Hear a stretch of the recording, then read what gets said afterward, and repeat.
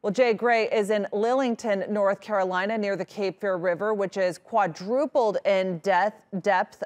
Jay, describe the scene there for us.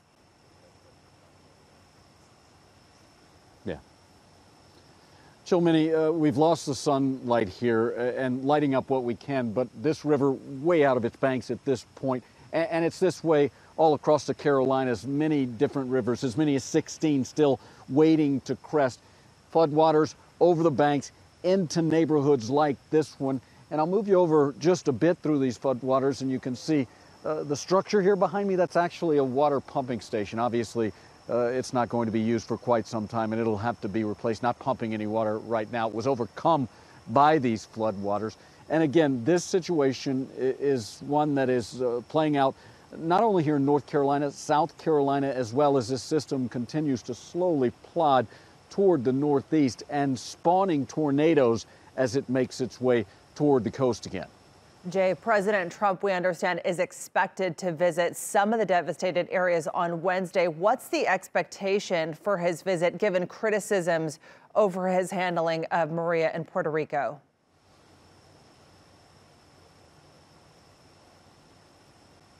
Yeah, the president tweeting today that he believes the FEMA and the other agencies down here are doing a great job. He says they're saving thousands of lives. Rescues are continuing. His is more of a morale visit. He'll meet with some of those who are along the front lines, enacting some of those rescues, helping some of those who have been displaced here. And he'll meet with some of the victims of this storm, some of the survivors who have been through the flooding, been through the hurricane. And really, he will be more consoler-in-chief than commander-in-chief during his brief time in the Carolinas. Jay, you've covered your fair share of hurricanes.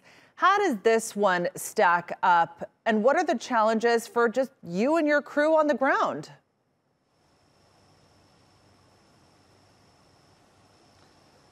Well, it's pretty amazing, Chilmini. I can tell you that this storm, no storm's exactly alike, but this storm a lot like Hurricane Harvey, which just lingered over the Houston area and created flooding there. And I'm going to ask Will Glenn, if you can, swing through, show you some of the challenges that we have to face to get some of this on the air. We're actually using our vehicles as lighting for the background here. It's just what you do when you're in a situation like this. There's no food in many areas, no power. Water is scarce in some areas. I know that today they continued to pass out to some of the survivors in different areas across the two states meals ready to eat, military meals for those who don't have any food right now. And it's going to be a long haul. There's still hundreds of thousands without power. Crews are getting out and getting to work. The rain has, for the most part, stopped across the two states. But those crews have a lot of work ahead of them. And for some, it's going to be 2 weeks or more before that power's restored. Water is an issue, as I talked about. Ice is something that people are trying to get their hands on here, and fuel. There are few gas stations open in some of the hardest hit areas. Some of the lines to fill up for gas, hundreds of cars stretching for miles. Jay Gray there in Lillington, North Carolina. Thank you for that update.